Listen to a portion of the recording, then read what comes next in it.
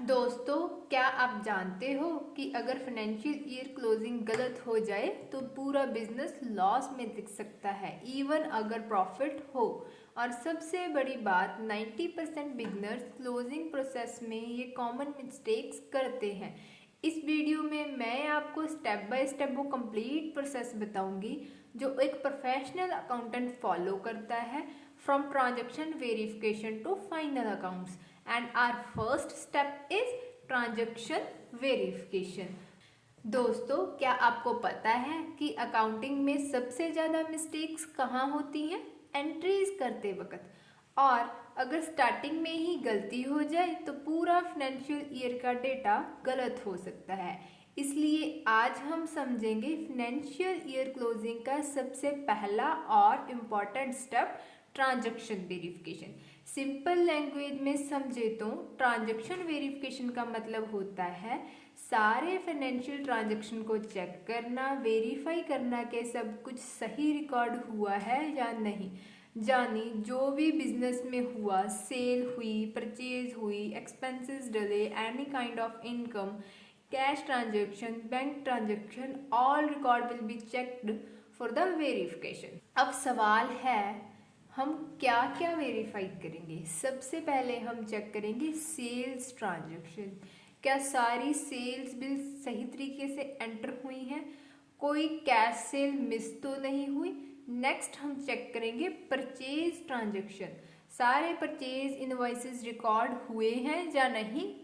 अब सवाल आता है, हम वेरीफाई क्या क्या करते हैं? सबसे पहले हम चेक करते हैं सेल्स एंट्रीज। क्या सारी बिल सेल की एंटर हो चुकी हैं? कोई सेल मिस तो नहीं हुई?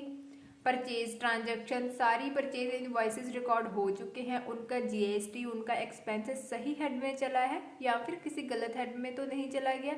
नेक्स्ट एक्सपेंसेस, कोई रेंट का खर्चा था, कोई सैलरी थी, कोई इलेक्ट्रिसिटी का बिल पे था, वो हमने सब कुछ एंटर कर दिया है और सब सही हेड में एंटर किया है, ये सब कुछ वेरीफाई करना। नेक्स्ट हम चेक करते हैं कैश ट्रांजैक्शन।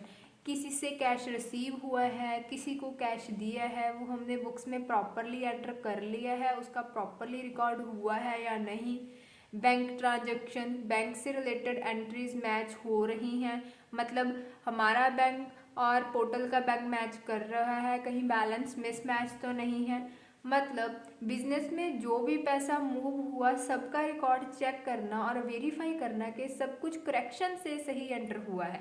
अब बात करते हैं उन मिस्टेक्स की जो अक्सर हो जाती हैं। एंट्री मिस, कोई एंट्री मिस हो जाना। मान लो 10,000 की सेल हुई थी लेकिन एंट्री मिस हो गई, वो सिस्टम में डली ही नहीं। रॉन्ग अमाउंट की एंट्री, सेल की थी 5,000 की और एंट्री डल गई सिर्फ 500 की, तो मिसमैच बैलेंस आ जाएगा। डुप्लीकेट एंट्री, एक ट्रांजैक्शन 2 बार एंटर हो चुकी हो तो प्रॉफिट डबल हो जाएगा।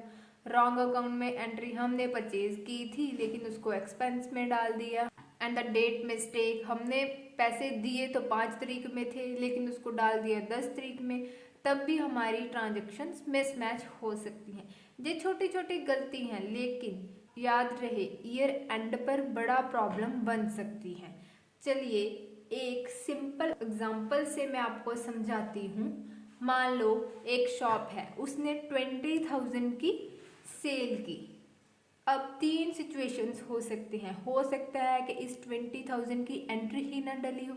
ये भी हो सकता है 20,000 को बाय मिस्टेक अकाउंटेंट ने 2,000 लिख दिया, तो क्या होगा? प्रॉफिट कम हो जाएगा या फिर प्रॉफिट गलत दिखाएगा।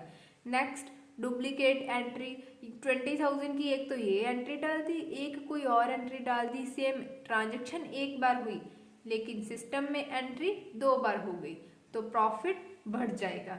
एक छोटी सी मिस्टेक पूरा रिजल्ट गलत कर देती है, पूरा रिजल्ट चेंज कर देती है। इसलिए verification of any transaction is very important for the accurate financial transactions.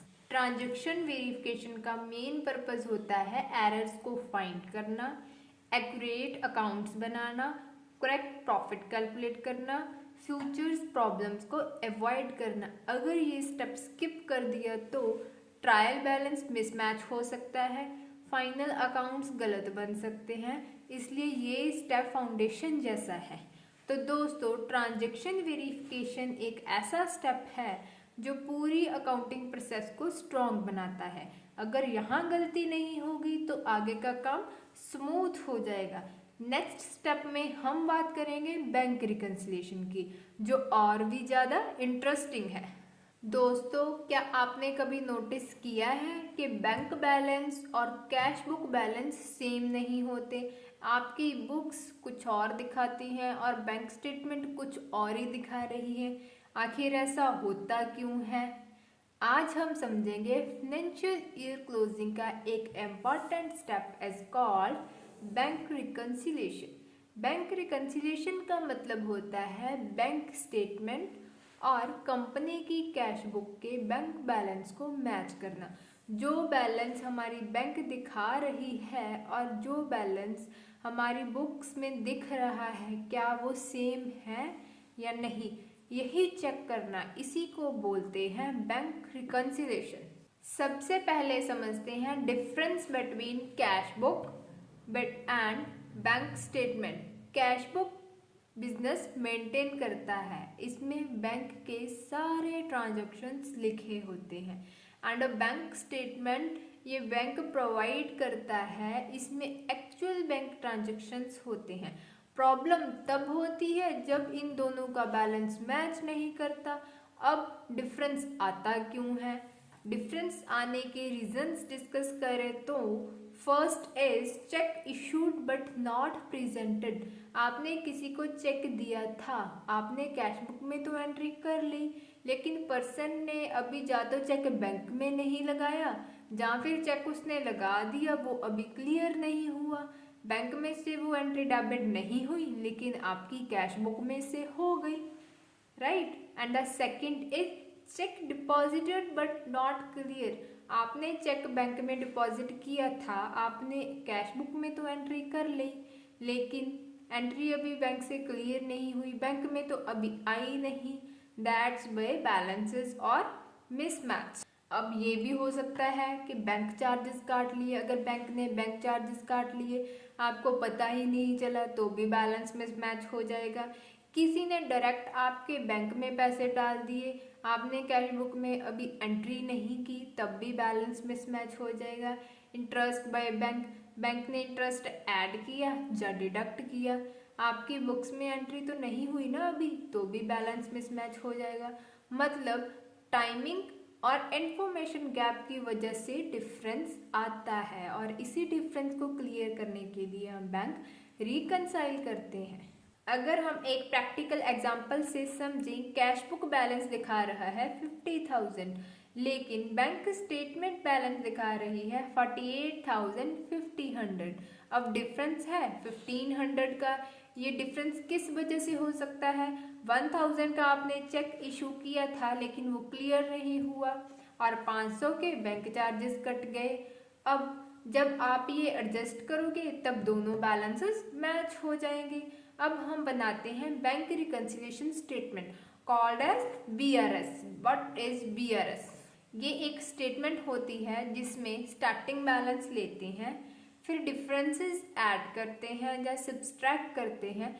Format simple होता है, balances as per cash book, add items less items as equal to balances as per bank. इससे final match हो जाता है। Bank reconciliation क्यों ज़रूरी है? Errors को डिडक्ट करने के लिए, फ्रॉड अवॉइड करने के लिए, एक्यूरेट बैंक बैलेंसेस के लिए, फाइनेंशियल कंट्रोल करने के लिए। ये स्टेप इग्नोर नहीं करना चाहिए। तो दोस्तों, बैंक रिकंसिलिएशन एक इम्पॉर्टेंट प्रोसेस है जो इंश्योर करता है कि आपका बैंक डेटा बिल्कुल एक्यूरेट है। इसके बिना अकाउंट्स इनकम्प्लीट माने जाते हैं। नेक्स्ट स्टेप में हम समझेंगे एडजस्टिंग एंट्रीज, जो फाइनल अकाउंट्स के लिए बहुत इम्पॉर्टेंट होती हैं। ऐसी ही और एजुकेशनल नॉलेजफुल वीडियोस देखने के लिए फॉलो कीजिए crystal accounting bridge. And we will be discuss our next part, adjusting entries and further steps, in our next video, which will be released as soon as possible.